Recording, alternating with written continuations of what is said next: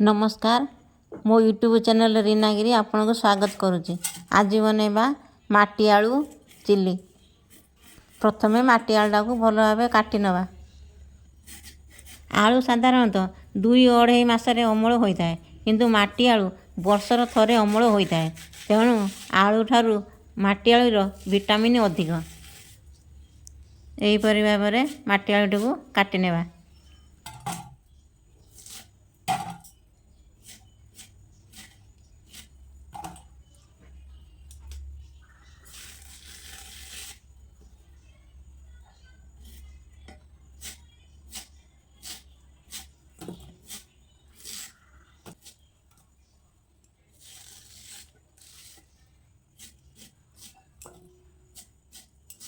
एबे माटी आलू कटा सरी जाइछि।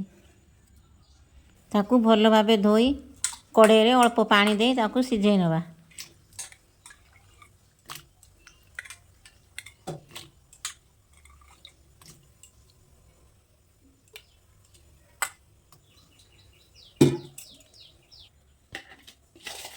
लूण एवं अल्प टिके हळदी दे ताकू सिझेई देवा।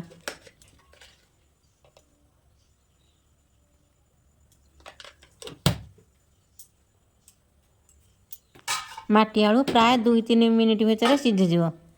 से सिझिबा मध्य आमे काटी नबा कैप्सिकम आउ पियाज काटी नेबा।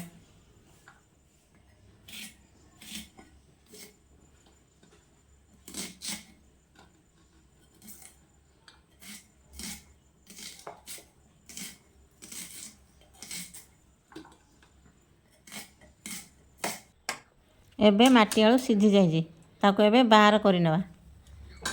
माटी आलू सिझा जाइथिबा पानी को ताकू छणा साहाय्य बाहर करि नेबा। एबे बसाइबा तेल कड़े। तेल गरम होगा पाई ताकू छाड़ी देबा। गोटे पात्र रे 4 चामच कॉर्नफ्लोर नेबा एवं 2 चामच मैदा नेबा।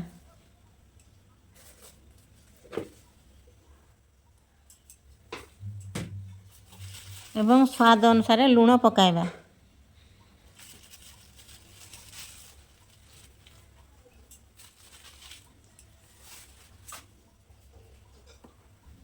अदा रसुण पेस्ट मध्य 1/2 चामच देबा।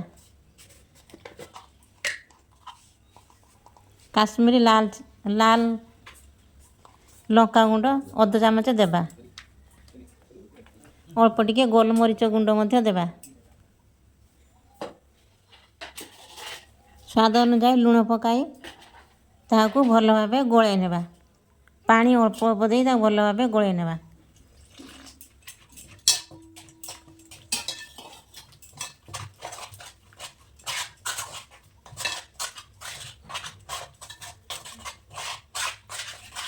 एबे भल भावे गोळे हो जाइछि।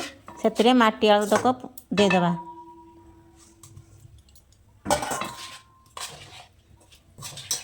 माटी आलू देला पर ताकू टे भल भावे गोळे नेबा। एबे तेल गरम हो जाइछि। एबे छाणी नबा। माटी आलू को छाणी देबा।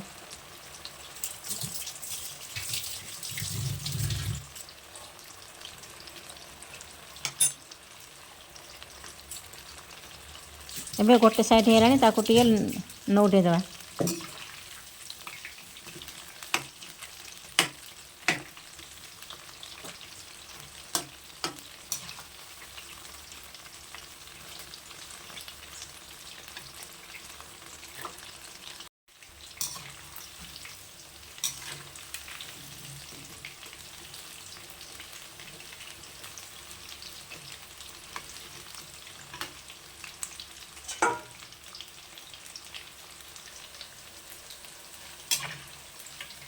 एबे भल भावे हो जाइछि। एबे माटी आलू को बाहर कर नबा।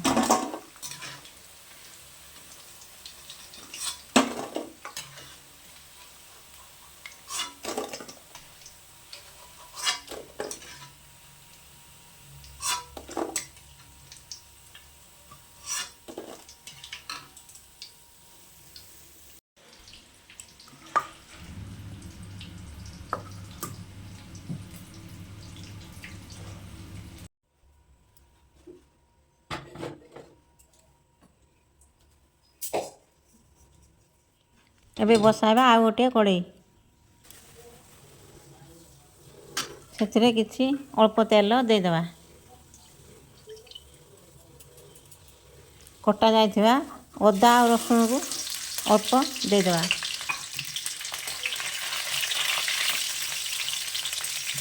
एबे अदा रसुण नाली पड़ी आछि एबे देदेबा पियाज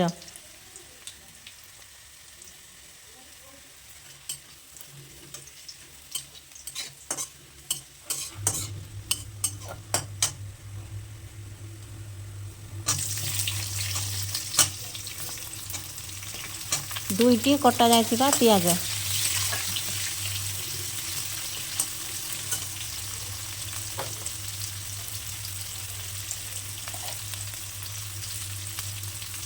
पियाज रे अल्प टिके लूण देदेबा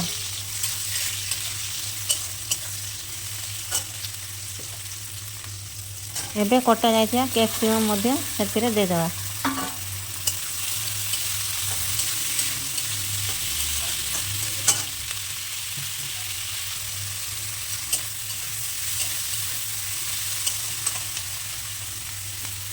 कटा जाइथिबा दुईटी टमाटो मध्य देदेबा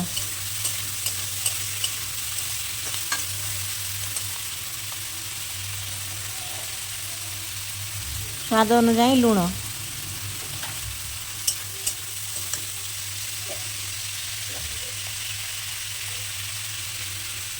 काश्मीरी मिर्ची अर्ध चामच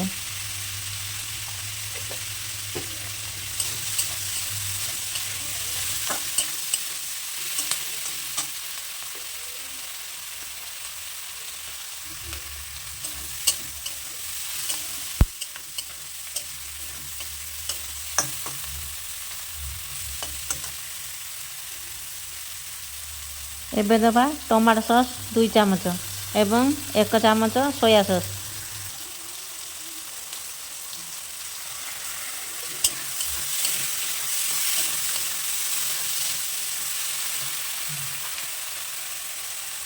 एबे अल्प पानी देदेबा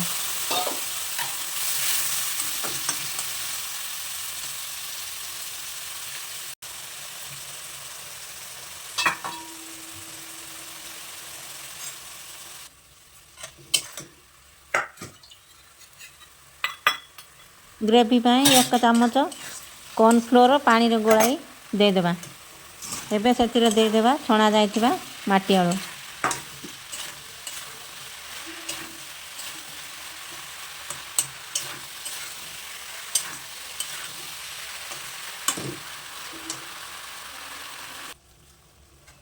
एबे प्रस्तुत हो जाइए माटी आलू तरकारी माटी आलू चिल्ली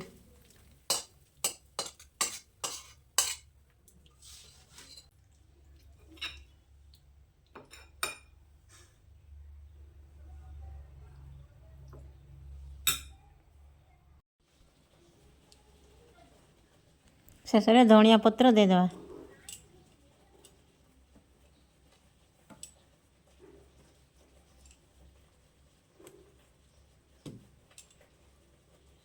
मो वीडियोटी केमती लागिला लाइक सब्सक्राइब निश्चय करंतु।